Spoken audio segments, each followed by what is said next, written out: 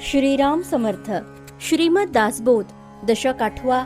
मायोद्भव समास 2. सूक्ष्म आशंका निरूपण. श्रीराम. मागा श्रोती आक्षेपिले ते पाहिजे निरोपिले, निरावेवी कैसे जाले चराचर श्रीराम. मागील समासात श्रोत्यांनी आक्षेप घेतला होता की ब्रह्म निरवयव असताना त्याच्यापासून चराचर सृष्टी कशी उत्पन्न झाली, त्याच्या समाधानासाठी निरूपण केले पाहिजे.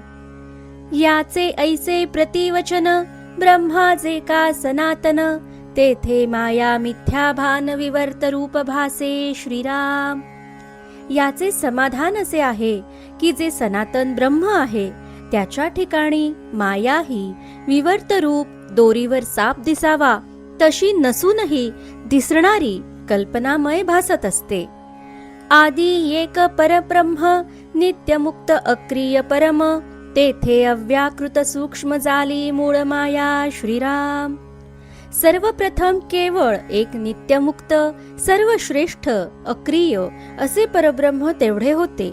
तेथे अत्यंत सूक्ष्म आणि अव्यक्त अशी मूळ माया उत्पन्न झाली. आद्यमेकं परब्रह्म नित्यमुक्तम विक्रियम, तस्य माया समावेशो जीवमव्याकृतात्मकम. अर्थ, सर्वप्रथम परब्रह्म असते, ते नित्यमुक्त असते, त्याच्या ठिकाणी कुठलाही बदल नसतो, त्यात अत्यंत सूक्ष्म माया उत्पन्न होते, तिच्यात बीज रूपाने जीव वास करतो. आशंका. एक ब्रह्म निराकार मुक्त क्रिये निर्विकार, तेथे माया वोडंबर कोठून झाली श्रीराम. श्रोता येथे शंका विचारतो की एकले एक मुक्त अक्रिय व निराकार ब्रह्म असताना तेथे जादूप्रमाणे माया कोठून आली. ब्रह्म अखंड निर्गुण, तेथे इच्छा धरी कोण, निर्गुणी सगुणे विण इच्छा नाही श्रीराम. ब्रह्म तर अखंड असून निर्गुण आहे, मग तेथे इच्छा कशी असणार. निर्गुण सगुण झाल्याखेरीज तेथे इच्छा उत्पन्न होऊ शकत नाही. मुळी असे चिना सगुण, म्हणो निनामे निर्गुण, तेथे झाले सगुण कोणे परी श्रीराम. मुळात गुणरहित असल्याने तर निर्गुण नाम ब्रह्माला पडले आहे, मग तेथे ते सगुण कशा प्रकारे झाले. निर्गुणची गुणा आले, ऐसे जरी अनुवादले, लागो पाहे येणे बोले मूर्खपण श्रीराम. निर्गुणच सगुण झाले असे म्हणावे तर या बोलण्याने अंगी मूर्खपणाच येतो. एक म्हणती निरावेव, करून अकर्ता तो देव, त्याची लीळा बापुडे जीव काये जाणती श्रीराम. कोणी एक म्हणतात की देव निरवयव असून तो सृष्टी करूनही अकर्ता आहे. बिचाऱ्या अज्ञानी जीवांना त्याची लीला कशी कळणार. एक म्हणती तो परमात्मा, कोण जाणे त्याचा महिमा, प्राणी बापुडा जीवात्मा काय जाणे श्रीराम. एक म्हणतात की तो तर परमात्मा आणि बिचारा जीवात्मा अल्पज्ञ आहे, तो त्या परमात्म्याचा महिमा काय जाणणार. उगाच महिमा सांगती, शास्त्रार्थ अवघा लोपिती, बळेची निर्गुणाच म्हणती करुनी अकर्ता श्रीराम.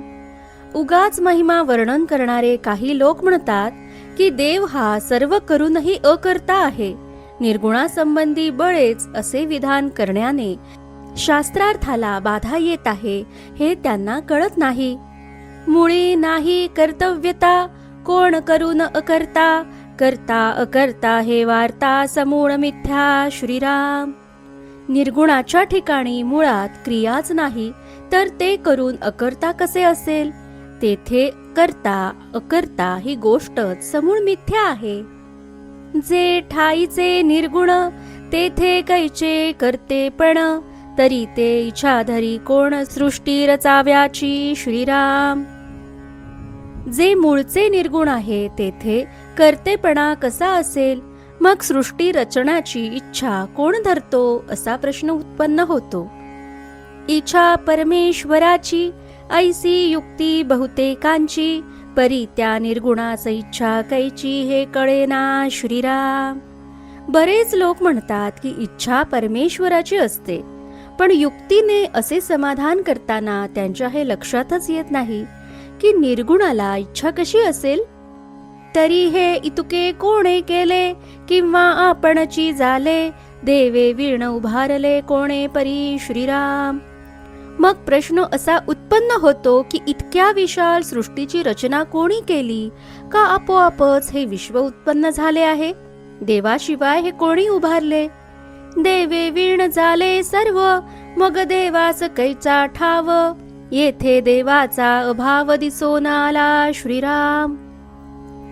देवाशिवायच हे सर्व आपोआप झाले म्हणावे तर मग देवाला स्थानच उरत नाही, म्हणजे देवच नाही असे ठरेल.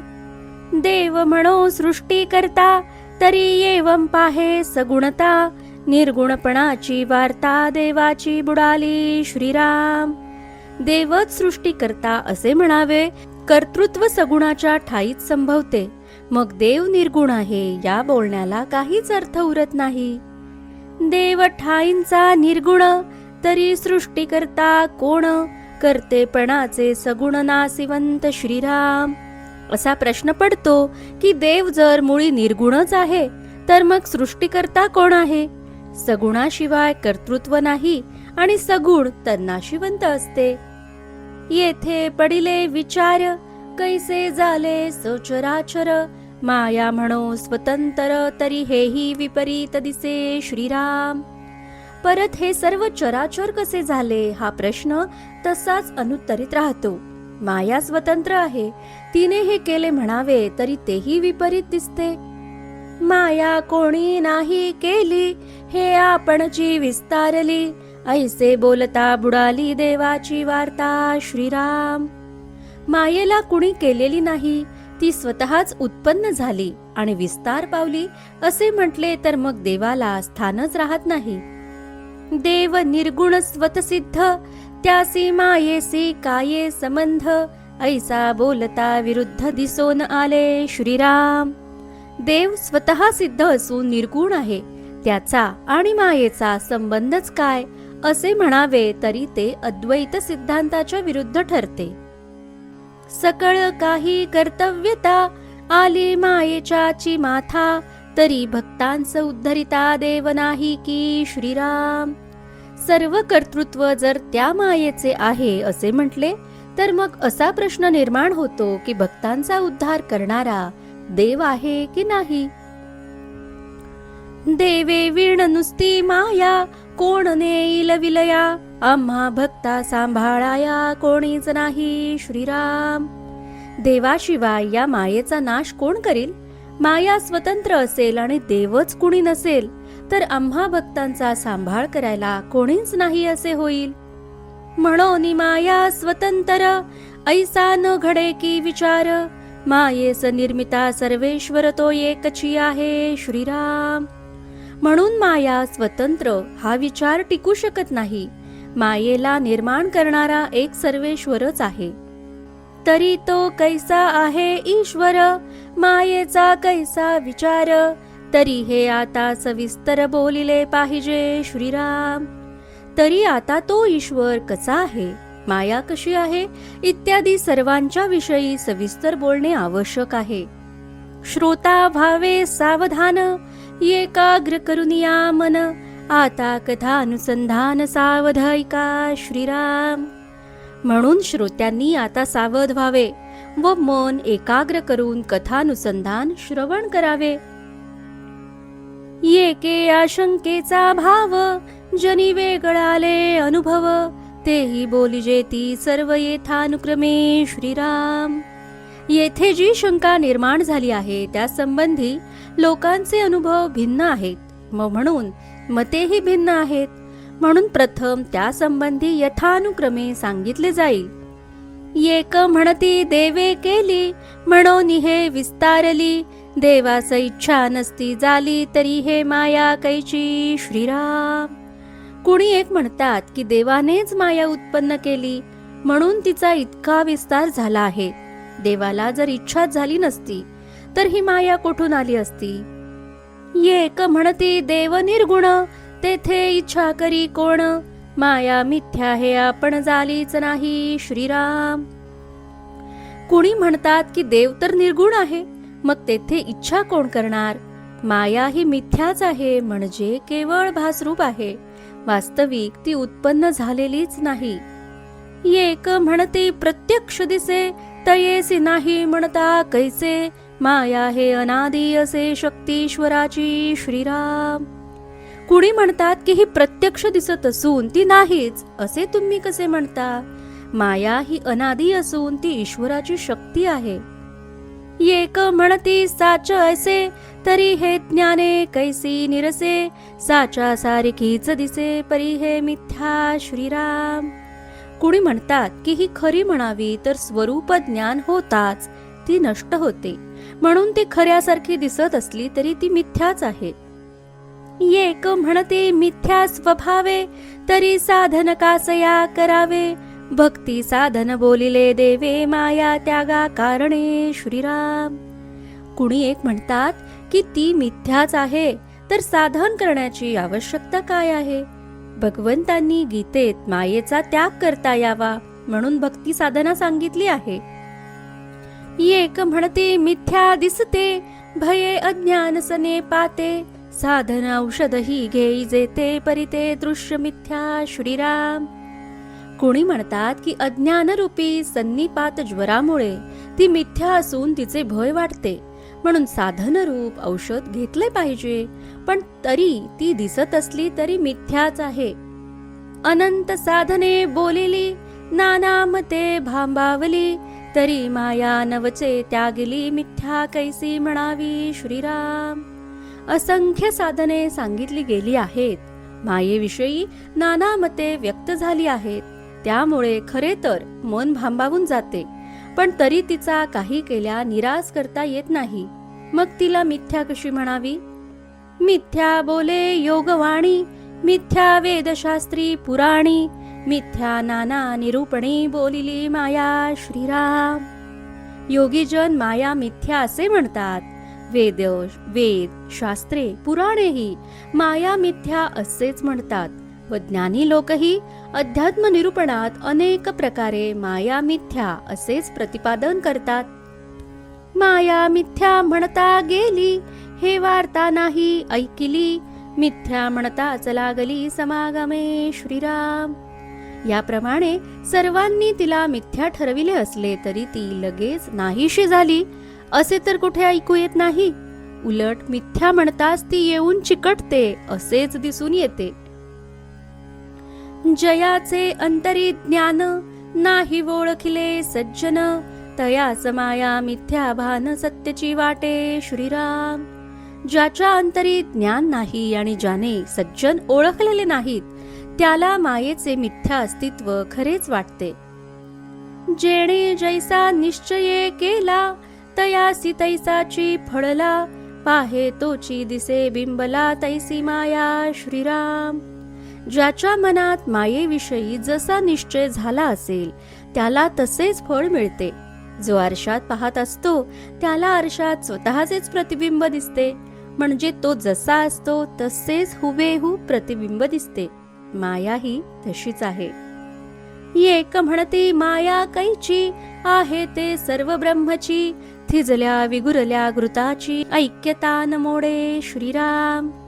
कुणी एक म्हणतात की माया कुठली, ती नाहीच मुळी. जे सर्व आहे ते ब्रह्मच आहे. तूप हे थिजलेले असो वा पातळ असो, त्याची एकरूपता मोडत नाही. थिजले आणि विघुरले हे स्वरूपी नाही बोलिले. साहित्य भंगले येणे बोले, म्हणती एक श्रीराम. दुसरे कोणी म्हणतात की हा दृष्टांत योग्य नाही, या दृष्टांताने बोलण्यात संगती राहत नाही, म्हणून हा अयोग्य आहे. कारण स्वरूपाच्या ठिकाणी घट्ट अथवा पातळ हे काहीही नाही. एक म्हणती सर्व ब्रह्म, हे नकळे जयास वर्म. तयाचे अंतरींचा भ्रम गेलाच नाही श्रीराम. कुणी म्हणतात की सर्व ब्रह्म आहे, यातील वर्म ज्याला कळत नाही त्याच्या अंतरीचा भ्रम गेलेला नाही असे जाणावे. एक म्हणती एकची देव, तेथे कैचे आणिले सर्व सर्व ब्रह्म हे अपूर्व आश्चर्य वाटे श्रीराम. कुणी म्हणतात देव एकला एक आहे, दुसरी वस्तूच नाही. तेथे हे सर्व कुठले आणले? सर्व ब्रह्म म्हणणे हे अपूर्व आणि आश्चर्यकारक वाटते. एक म्हणती एकची खरे, आनुही नाही दुसरे. सर्व ब्रह्म येणे प्रकारे, सहजची झाले श्रीराम. कुणी म्हणतात की एक ब्रह्म तेवढे खरे, तेथे दुसरे अणुमात्रही नाही. म्हणून या प्रकारे स्वाभाविकच सर्व ब्रह्म हेच सिद्ध झाले. सर्व मिथ्या एक सरे, उरले तेची ब्रह्म खरे. ऐसी वाक्ये शास्त्राधारे, बोलती एक श्रीराम. कुणी असे म्हणतात की एकंदर सर्व मिथ्या जाऊन जे उरते ते खरे ब्रह्म होय, आणि या म्हणण्याला शास्त्राधारही देतात. अलंकार आणि सुवर्ण तेथे नाही भिन्नपण, आटा आटी व्यर्थ सीड म्हणती एक श्रीराम. कुणी म्हणतात की सुवर्ण आणि त्याचे अलंकार यात भिन्नपणा नाही, तसेच ब्रह्म आणि दृश्य सृष्टीत भिन्नपणा नसतो. म्हणून एक सत्य एक मिथ्या असा काथ्याकूट करणे म्हणजे व्यर्थ शीण होय. हीन उपमा एक देसी, कैसी साहेल वस्तुसी. वर्ण व्यक्ती अव्यक्तासी, साम्यता न घडे श्रीराम. आत्मवस्तूला अपूर्ण एकदेशी उपमा कशी देता येईल?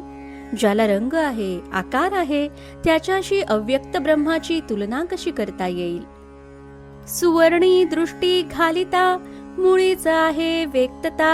अलंकार सोने पाहता, सोनेची असे श्रीराम.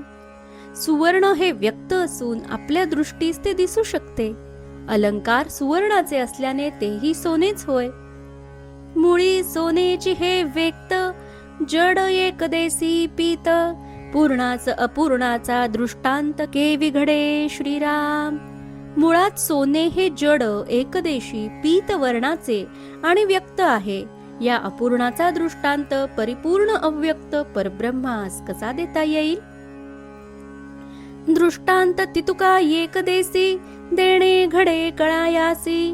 सिंधू आणि लहरीसी भिन्नत्व कैचे श्रीराम. दृष्टांत हा नेहमी एकदेशीच असतो, पण परब्रह्माची काही कल्पना यावी म्हणून तो द्यावा लागतो. समुद्र आणि त्याच्या लाटा यात भिन्नत्व कसे असेल? उत्तम मध्यम कनिष्ठ, एका दृष्टांते कळे स्पष्ट. एका दृष्टांते नष्ट संदेह वाढे श्रीराम. दृष्टांतात उत्तम, मध्यम आणि कनिष्ठ असे प्रकार असतात. उत्तम दृष्टांत असेल तर विचार स्पष्टपणे कळतो. या उलट एखाद्या दृष्टांताने झालेले ज्ञान नष्ट होऊन संदेह मात्र वाढतो. कैचा सिंधू कैची लहरी, अचळा सचळाची सरी. साचायसी वोडंबरी मानूच नये श्रीराम. कसला समुद्र आणि कसली लाट, अचळ अशा परब्रह्मास चलाची उपमा कशी शोभून दिसेल? जादू म्हणजेच मिथ्याभास हा कधीही सत्य मानूच नये. वोडंबरी हे कल्पना, नाना भास दाखवी जना. येरवी हे जाणा ब्रह्मची असे श्रीराम. माया ही केवळ कल्पनाच असते, तिच्यामुळे लोकांना नाना भास दिसतात. नाहीतर ब्रह्मच सत्य आहे हे जाणून घ्यावे. ऐसा वाद एकमेका, लागता राहिली आशंका. तेची आता पुढे ऐका, सावध होऊनी श्रीराम. या प्रकारे एकमेकात वाद होत राहतात आणि शंका तशीच शिल्लक राहते. त्या शंकेचे निरसन पुढे केले जाईल, ते आता सावध होऊन ऐकावे. माया मिथ्या कळो आली, परी ते ब्रह्मी कैसी झाली. म्हणावी ते निर्गुणे केली, तरी ते मुळीच मिथ्या श्रीराम.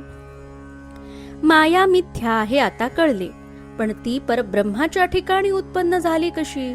निर्गुणाने उत्पन्न केली असेही म्हणता येत नाही, कारण ती मुळातच मिथ्या आहे, म्हणजे भासरूप आहे. मिथ्या शब्दी काहीच नाही, तेथे केले कोणे काही.